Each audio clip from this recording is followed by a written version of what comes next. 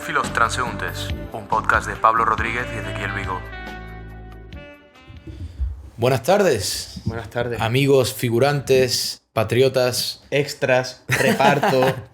NPCs, protagonistas, antagonistas, enemigos. Hoy estamos con una película un poco más antigua. Historia del cine. Un poco más con historia. Antes, la semana pasada, que bueno, que para nosotros no fue la semana pasada, estuvimos hablando de una película que acababa de salir, que como viene a ser Bardo, algo moderno, algo fresco. Y hoy hemos decidido ir hasta antes de que nacieran nuestros padres. Una de cal y una de arena. Exacto. Y la década de los 60, que tenemos asociada con tantas cosas, a lo mejor desde un punto de vista occidental, pero en la época soviética había muy buen cine en esa época. En efecto. Y hoy vemos uno de los clásicos y el debut de uno de los clásicos del cine soviético. Andrei Tarkovsky, La infancia de Un director Iván. que llevamos un tiempo queriendo ver, por lo menos yo todavía no había visto nada de Yo Tarkovsky. tampoco, nos lo hemos reservado para empezar. Pues nos hemos estrenado con él. Ha sido noche de estreno de Tarkovsky con nosotros. Y qué mejor que, como tú has dicho, su debut, La infancia de Iván, que la sacaron en el 62 y está basada en la novela por Vladimir Bogomolov, que se llama Iván, como viene a ser. Una película muy interesante. Bueno, ya de en sí ver un cine de una cultura tan distinta y de un año tan distinto es interesante. Yo no, yo la primera vez que veo cine soviético. A lo mejor se me escapa en alguna película que haya visto sin ser yo consciente de ello y tal, pero yo creo que es la primera que veo, al menos conscientemente, ¿no? Había leído literatura soviética. Y yo creo que también tiene ciertos principios la literatura soviética que se pueden aplicar también a como el cine. Que, por ejemplo, no hay relleno. No hay relleno. Y a Todo mí lo que ocurre es chicha. Bueno, y también lo que pasa, me gusta mucho, es que depende de qué literatura, no sé exactamente qué estamos hablando ahora, pero también es de esta época al menos lo que se luchaba mucho era contra la censura, ¿no? Y me parece muy ingenioso como una película como esta, ¿no? Que puede ser más propagandista. Luego tiene, pues, la critiquita a tu país de manera sutil o más... Claro. Para que el enfoque sea una película propagandista, nacionalista, pero oye, también tenemos nuestra... Sí, el artista sabe. Guiño. El artista sabe. También tenéis tu guiño, que yo pienso que también es igual de importante. Y bueno, para empezar, lo más curioso de esta película, que el protagonista es un actor que no podrá tener más de 14 años, cosas así, ¿no? ¿Qué edad podría tener? Es que luego te engañan, ¿no? Porque ahora lo ves, a lo mejor el tío tiene 18, ¿no? Pero sí, era un niño. Simplemente lo han tenido en un sótano cinematográfico ruso durante una década, preparándolo para el papel, dándole atún en lata nada más y pan. Y raíces, y ya está, eso es lo que comió. No, pero sí, era un niño, era un crío. O sea, y para ser un crío, un pedazo de papel. Un crío que a día de hoy tiene sus 67 años. Sí, así que... No, pero lo que mola un montón a mí al menos es como que el niño es el que marca el tono de la película totalmente con su actuación. O sea, no su personaje, porque el personaje puede estar bien escrito o peor escrito. Pero es el niño con la actuación, o sea, es él. Luego los otros soldados de alrededor y tal le acompañan, pero él es el soldado, el personaje psicológico, él es... todo en esta película. Claramente a ver, la infancia de Iván, ¿no? Claramente vaya punto perogrullada focal. estoy diciendo. Vaya perogrullada estoy diciendo. No, pero sé a lo que te refieres, que en cualquier escena es el punto más importante. Sobre todo, una cosa que me sorprende bastante de la actuación del chaval es que a los actores una cosa que me parece que es muy difícil enseñarles es la mirada. Sí. Porque la mirada viene de algo muy intrínseco que es difícil de replicar. Yo puedo imitar y moverme igual que tú, puedo mover la cabeza igual que tú, puedo incluso intentar imitar tu voz. Pero lo que viene a ser la mirada y que la mirada transmita como transmite la de este chaval, muy complicado. Es casi como si hubiera tenido que criarse en Rusia el chaval también. Claro, es casi como si fuera ruso, ¿eh? Actor de método. No, pero fuera de broma, el actor lo hace...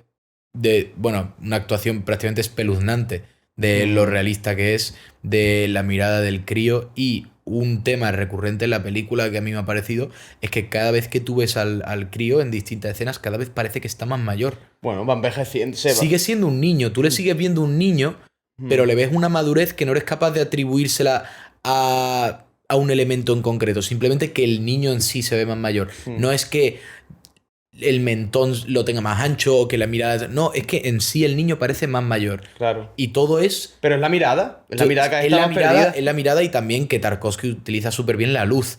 Que se te ha dado cuenta cuando le pone la luz esa angular al niño por encima y la mirada un poco de loco, así de patriota, de que él quiere luchar y de quiere... loco patriota, ¿eh? De loco patriota, dos cosas que a veces van de la mano, a veces no. Claro, esto me recuerda un poco una vez en un capítulo que dijiste como que había diferentes tipos de sudores y según si era sudor de Warren, no sé qué. Hay diferentes tipos de loco, ¿no? El loco patriota es uno Loco patriota, que tienes bien identificado. Es un loco, pero que sigue manteniendo mucha fortaleza y orgullo. Es ese tipo de Claro, loco. no es un loco que esté roto. Me gustan también los personajes de esta película, porque no son personajes que te tiran a la cara desarrollo de personaje, que te dicen... No, ni tienen una profundidad innecesaria a veces, ¿no? Por no decir muy poca profundidad en general. No, es que el protagonista está claro quién es, pero luego los personajes tienen roles muy definidos, exacto. Claro. Y también me gusta que la película simplemente es del estilo de aquí está pasando esto y te voy a ir enseñando cosas que van pasando, pero no me voy a poner a explicarte.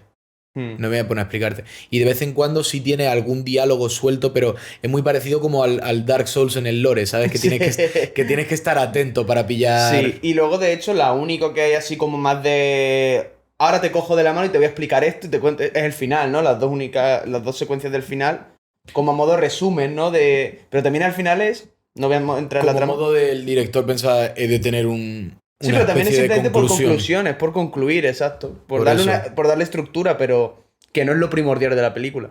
Completamente.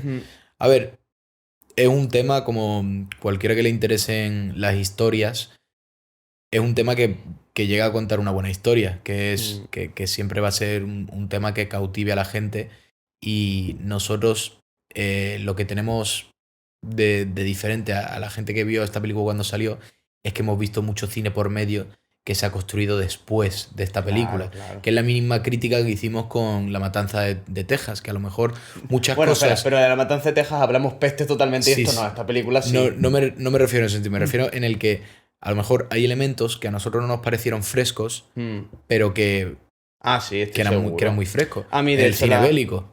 La fotografía, hemos dicho que es espectacular, pero estoy seguro que, igual que hemos comentado que algunas cosas se han envejecido peor, algunas técnicas de movimiento, de cómo estaban grabadas algunas secuencias y tal, estoy seguro que en ese momento no era tan normal. Algunas de ellas, Me he puesto hoy mis calcetines más serios para hablar de esta película bélica.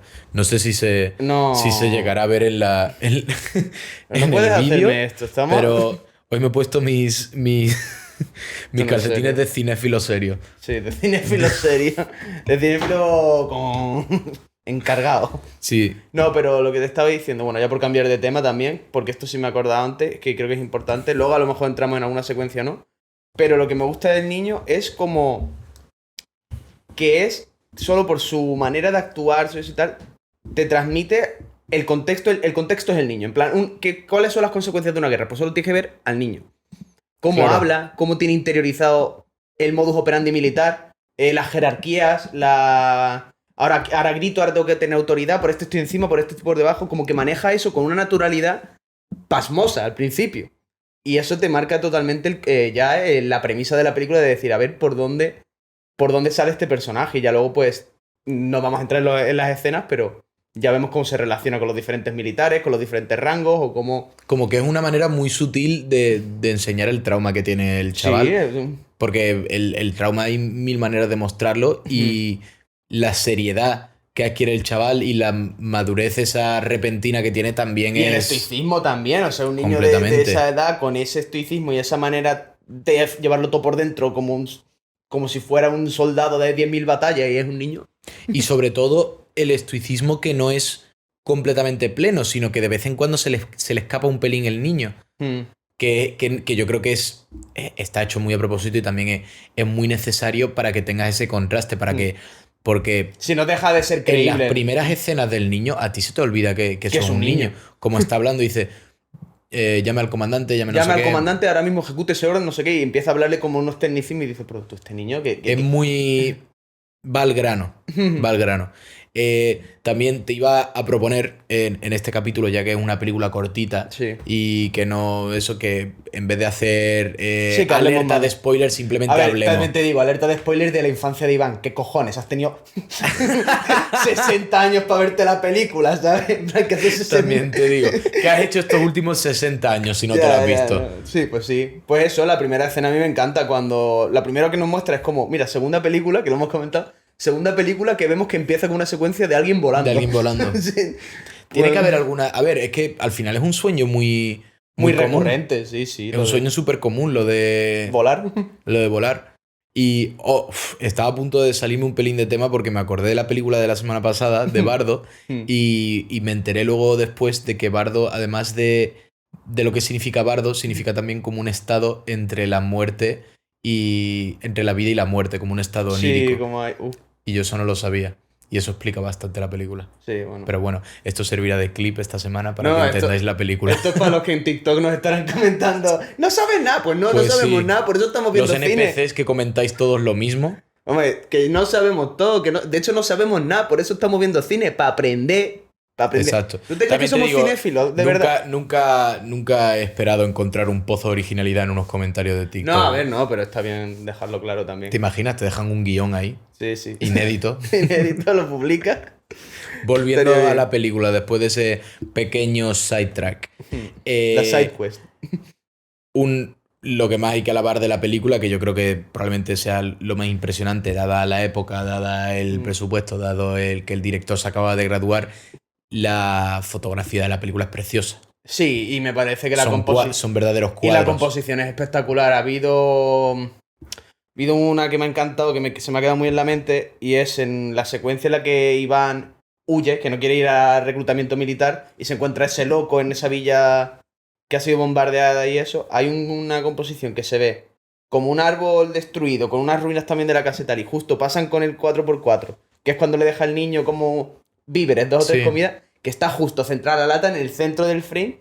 Y es que es casi como una espiral entre los árboles y los escombros que he dicho, pero este hombre Ha creado verdaderos este hombre, cuadros. por favor, qué Ha cosa. utilizado las dimensiones de una manera muy interesante también en otra secuencia parecida a lo que tú has dicho en realidad, en el que él está elevando la campana, esa profundidad que crea entre la campana y el chaval que está escondido y cómo graba por debajo de las cámaras como si fuera una trinchera, es, vamos, yo entiendo por qué esta película es un clásico, es tan alabado Sí, y por qué sí. él ha llegado a tanto. Es que otras cosas han envejecido como cualquier Como es película. normal, como es cualquier una película película de época. 60 años Exacto, como normal. cualquier película de época. Lo que dijimos, uno de los elementos clave que utilizan mucho las películas antiguas es el tema de la banda sonora, que la verdad que ha mejorado mucho con el Ay, tiempo. pero es que eso en general yo me Pero imagino no que la es- acústica todo. Pero no es porque la música en sí no fuera buena, sino porque simplemente ponían la música muy claro, fuerte. que la mezcla de la música es rara. Al día de La- hoy se nos hace muy rara ese sonido tan estridente, tan... Exacto.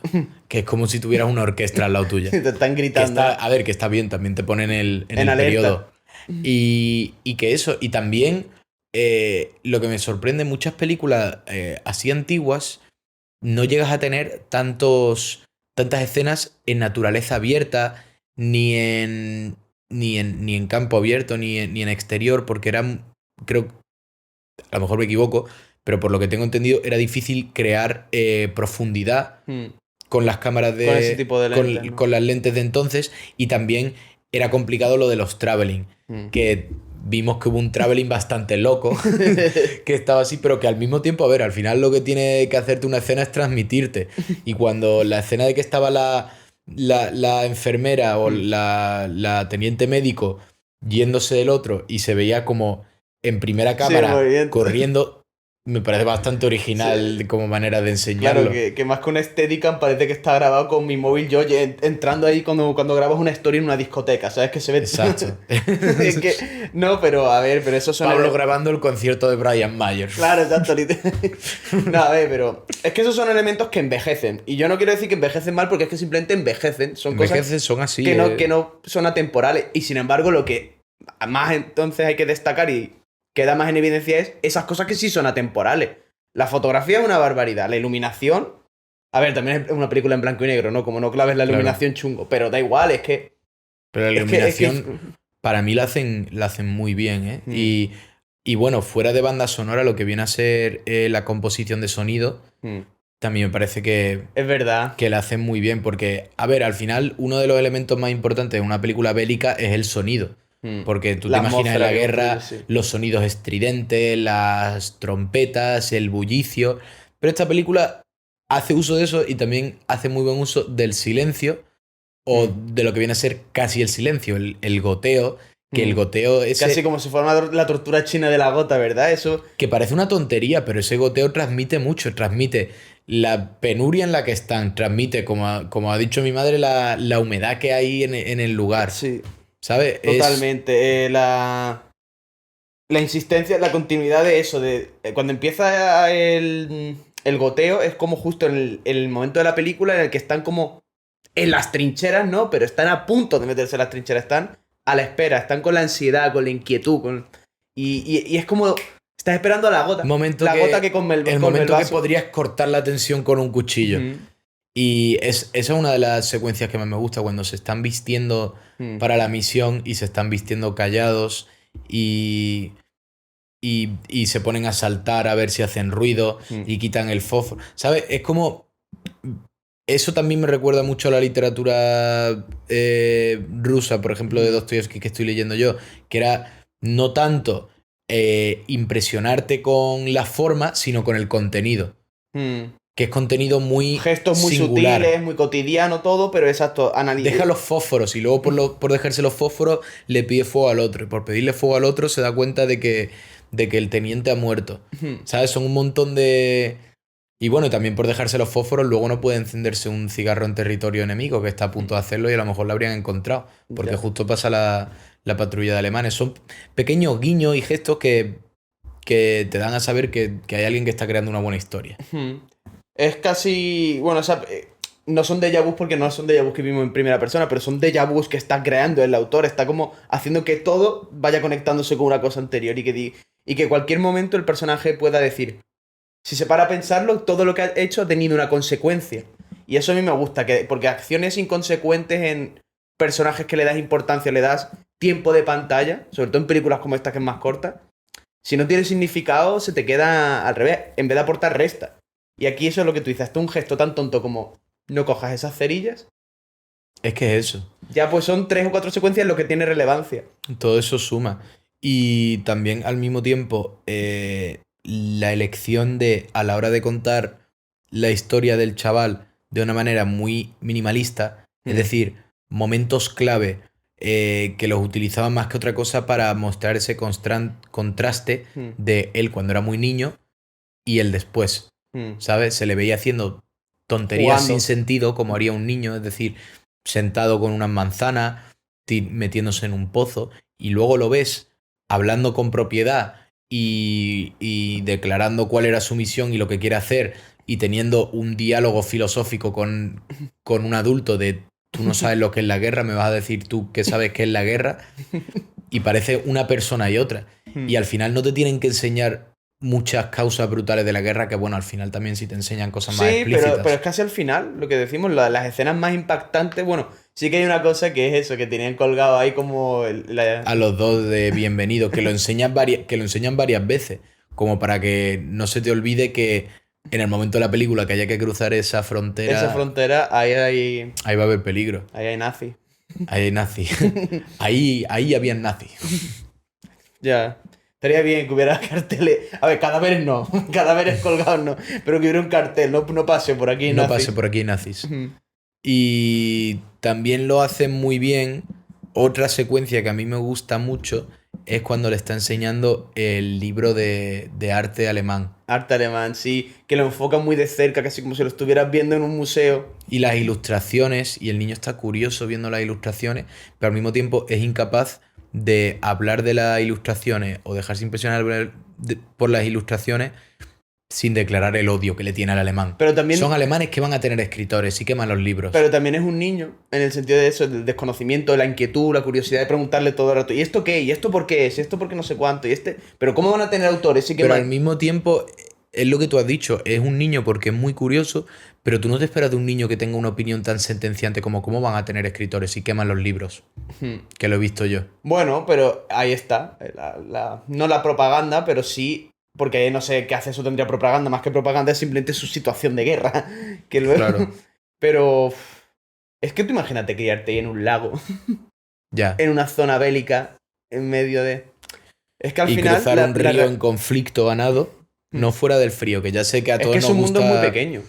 Que a todos nos gustan nuestros baños de hielo así para. Para la circulación. Sí. Todo eso. Vale, una cosa es para la circulación. Tú crúzate un río en Rusia a nado. Pero. Y vuelve luego y lo cuenta, ¿sabes? Y luego vuelve y lo cuenta y no vuelva a tu casa y tu albornoz y una ducha caliente. No, vuelve a una cabaña rusa. Ponte a quema queroseno. Que de verdad. Es que lo del frío yo... El frío es otro tipo de frío, porque a mí, por ejemplo, en invierno me gusta... Es como los canarios cuando se van a Madrid, que en septiembre se lo pasan muy bien, pero llega octubre y los Exacto. cabrones... Es así. Es una cosa... Vamos, a ver, a mí me gusta en invierno pasar un poco de frío, pero también nuestro cuerpo nos pide un poco el frío porque es que este invierno literalmente no ha habido nada de frío. Ha hecho calor. En Navidad estábamos en camiseta afuera. Entonces decimos, ay, qué ganas de que haya un poquillo de frío. Pero claro, para nosotros un poquillo de frío, ¿qué es? Que haga un par de grados, 1 grado, 2 grados. Tú vete ahí a Siberia. Donde se te caen los dedos de los pies. Eso es como los graciosos que dicen, no, a partir de menos 10 grados ya no se siente tan frío. Y... Claro, tú te piensas ponte que... a menos 20 grados en vez de menos 10 grados, guapo. Y ahí me lo cuenta. Sí. Oye, vaya diserción, aquí del frío. Vaya disección del frío. Sí. Y eso que... Vamos, eso sí. Yo no he visto un gorro con más pinta de calentito que el que se ponen los que los rusos. gorros soviéticos. Es esos doblados. A ver, ahí tú ves que en un país hace frío, cuando ves los gorros que se pone la gente. Tú ves ese gorro así, todo cubierto de lana y de todo así, prieto, calentito. Yo siempre digo dos cosas. Para conocer un país y entenderlo bien, tienes que entender y conocer cómo visten y cómo comen. Y por eso no entiendo a Holanda. No entiendo ni cómo visten ni cómo comen. Entonces, es un misterio. Es un misterio, es una incógnita muy grande. Porque hay países misterio. que eso, a lo mejor visten más sobrio, pero tienen una gastronomía más eso y tal. Y con eso entiendes cosas. O lo contrario, ves que la gastronomía es más sobria y sin embargo, pues eso, tiene unos abrigos grandes o pieles. La gastronomía holandesa pega unos bandazos culturales que no tienen ningún sentido. Te ponen unas albóndigas empanadas y luego te ponen un gofre.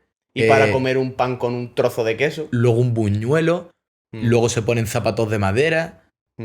Bueno, ya, a ver, es que yo creo que tampoco es que haya una vestimenta nacional.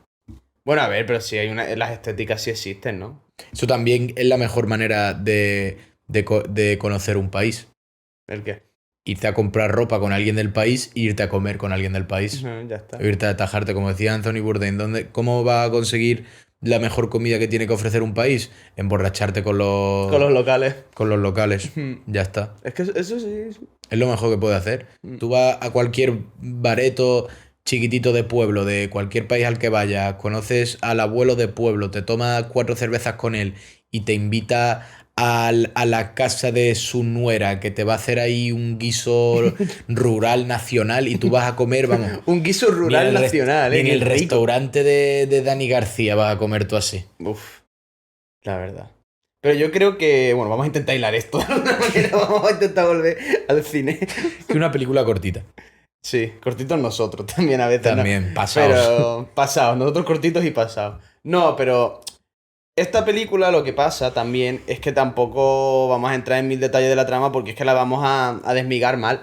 Lo que tienes que ver es, en mi opinión, quiero volver a lo que estábamos hablando de los gestos, esos gestos tan pequeños, lo que has dicho tú del fósforo, que eso es como algo a lo mejor recurrente en la literatura o en el cine, en el arte soviético.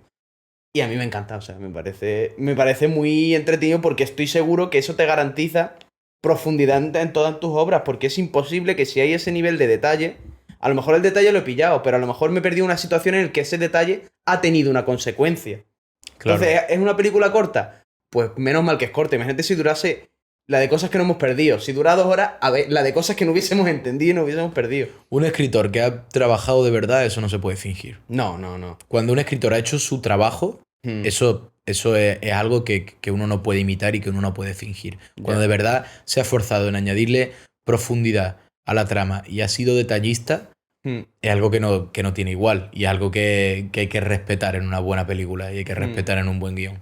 Sí, y por ejemplo, a mí me ha gustado lo que decían durante la película. Al principio el niño es un espía y la trama, como se llega como a su base con los soviéticos, es porque invaden su ciudad y tiene que huir. Y no llega al punto de encuentro original, que era en el árbol seco, y se va y tiene que cruzar el río a nado.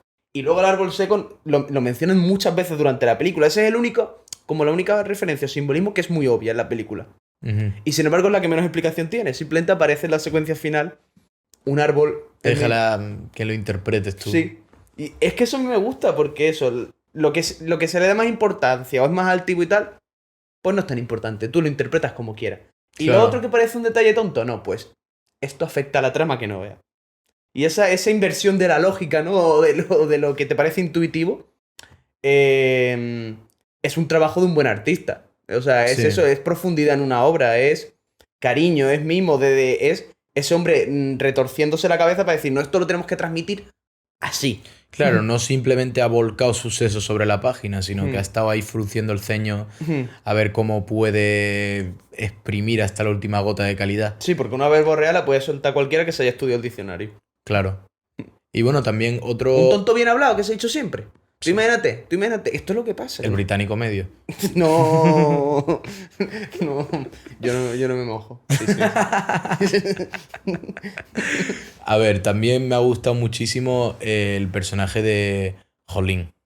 Joder, yo para empezar a pensar que era, yo como estábamos viéndola con subtítulos en español. Eso que ha dicho Jolín. Jolín, porque la primera vez que lo introducen no dicen. Recorcholis. No dicen ni su nombre, ni su título de. No, simplemente dicen Jolín. Jolín. Y yo en plan, vaya, joder. Y no, se llama Jolín. ¿O no? ¿Cómo era? Jolín era el mismo que le tenía... Yo creo que era el que más cariño le tenía a Iván. Sí, era el que lo quería adoptar, ¿no? Que dice. Sí, no, pero dice, yo no lo puedo adoptar porque a mí me tienen que educar. Pues me ha dicho mi superior que me. También tenía ese momento con Masha, que Jolín yo creo que era probablemente, aparte del niño, era el personaje más complejo de la obra.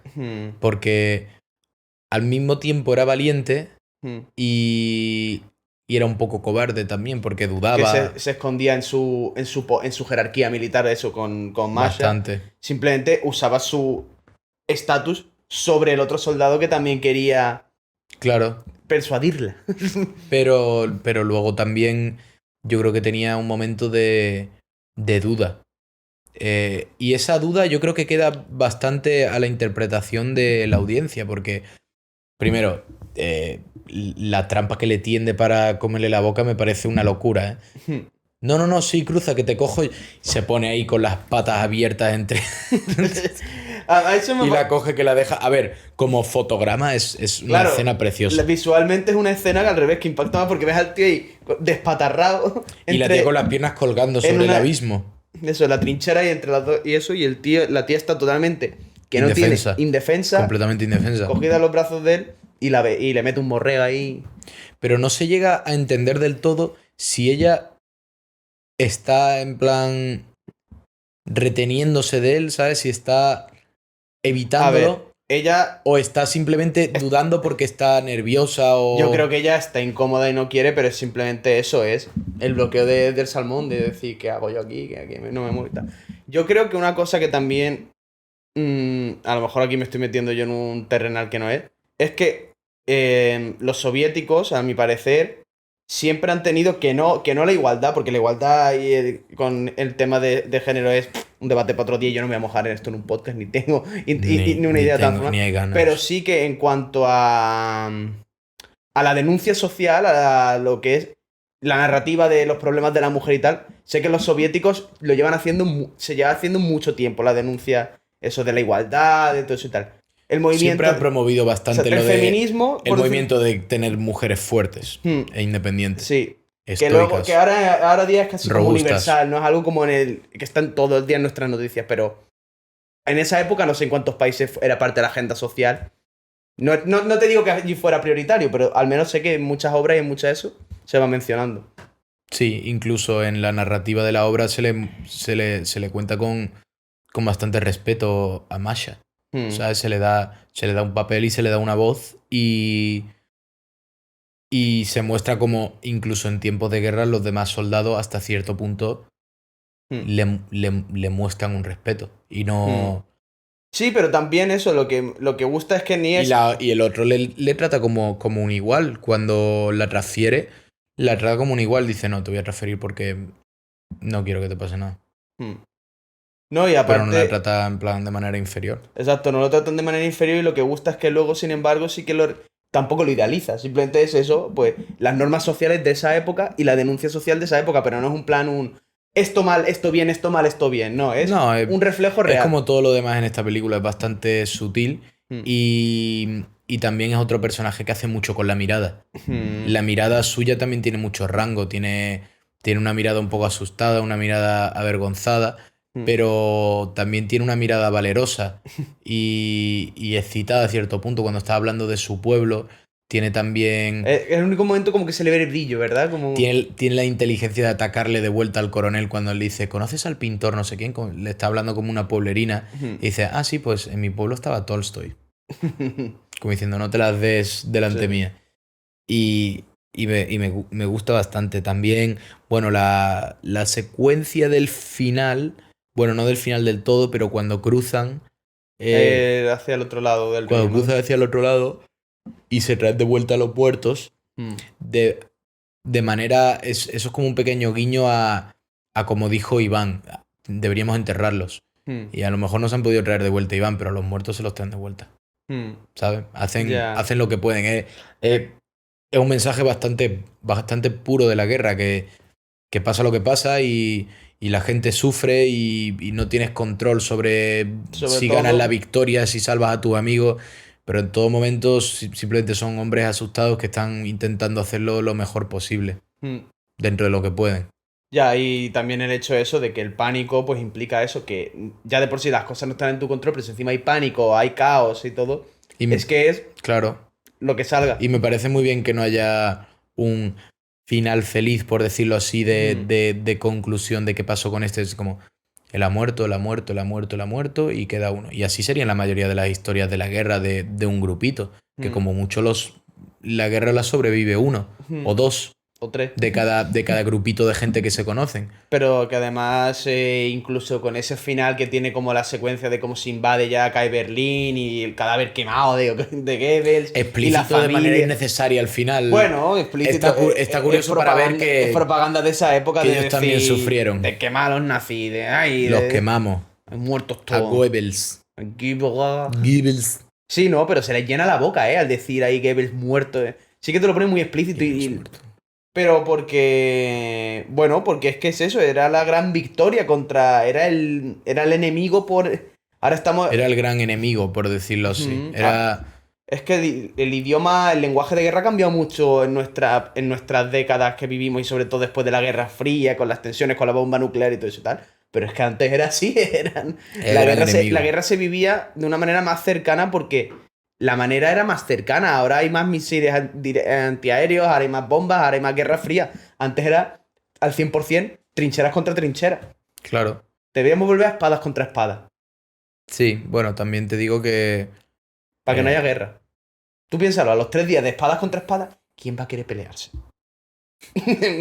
No hay tanto loco en el mundo a día de hoy que esté dispuesto a pelearse con una espada. Espada contra espada estaría muy complicado. Pero también tú piensas que para que eso funcione hay que acordar unas reglas, porque cuando el tercer día el frente enemigo esté harto ya y saque los rifles, no tenemos nada que hacer.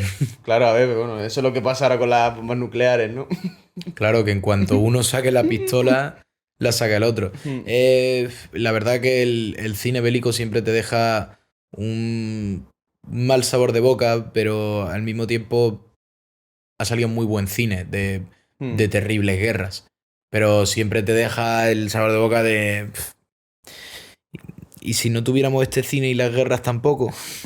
No. Pero bueno. Bueno, a ver, como todo. Naturaleza humana. Son cosas que han de pasar y que seguirán pasando. Y igual que en la película, lo único que podemos hacer, cobarde o no, es hacer lo mejor que podamos día a día, hora a hora. Ya está. Y así es. Y que cuidéis la infancia, que la infancia es muy bonita, que hay que respetar. Como estos hombres, que incluso teniendo sus preocupaciones de la guerra, lo rápido que aceptan la responsabilidad de mirar por encima. No, cuando acabe la guerra yo lo adoptaré. Y no Dejar tiene a un los final. niños ser niños. No tiene un final feliz, por decirlo así, pero al final es de una manera bastante literal la muerte de la inocencia.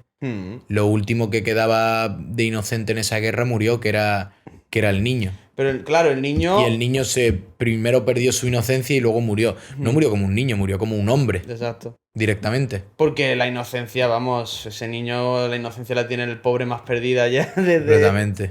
Pero es eso, el mensaje es muy bonito, es muy antibélico, es dejar a los niños ser niños. Y darles chupitos de vodka con 14 años también. Bueno, pero eso es su cultura, respeta, bro. Eso es verdad, perdona. Ole los toros. No, ni de coña, fuera los toros. No, lo que te digo, que cultura es cultura. Eso es un estereotipo del carajo, pero ¿tú te imaginas que los rusos, por ejemplo, nos ven a nosotros como gente que come paella montando un toro? Porque lo del vodka, ¿por qué era? Yo lo del vodka quiero creer que es porque hacía frío. Porque el licor de patata. Porque hacía frío. Porque el licor de patata es el más fácil de hacer. No, hombre, eso seguro, eso seguro. Y te calienta y es estéril. Es un licor muy puro. No tiene sabor ni tiene olor. Es el que menos huele. Te puedes tajar fatal, te tomas una menta y tu mujer ni te huele. El whisky, por ejemplo, echa una peste tremenda. El ron echa una peste tremenda. Tú si te tajas a ron apenas hueles a alcohol si te tomas una menta o algo. A no ser que te lo eches por encima, entonces hueles a cóctel molotov. Entonces ya huele a colonia, a colonia mala. Pero bueno, a lo mejor es buena para la circulación o algo. Los veo muy sanos a esos rusos, ¿eh? Con la dieta de café, cigarro y vodka. Ay, la dieta del estudiante. La dieta clásica. La dieta del estudiante. Bueno, yo creo que hemos diseccionado bastante la película. El episodio va a ser un poquillo más corto de lo normal. No, es que lo que no puede ser es que la película dure 90 minutos y nosotros hablemos 60 de ella. Tampoco. Claro. Es que tampoco eso. Qué poco eficientes en nuestro uso de la palabra. Es como el que hacen un vídeo react con el vídeo al que están reaccionando y simplemente lo que hacen es pausar y hablar 10 minutos durante un frame que dura 1 minuto. No. O sea, hay una cierta dimensión. Se puede hacer contenido de contenido. Nosotros estamos haciendo contenido sobre contenido, que es el cine. Exacto. Pero aquí ya llega un momento en el que son demasiadas dimensiones. Hay que ser eficiente. Y con eso os digo... Lo que nosotros hacemos está bien y es mejor. Exacto. Bueno, hasta aquí hemos llegado. Muchas gracias, gente. Y nos vemos la semana que viene. До свидания. Yo no sé nada en ruso. Привет.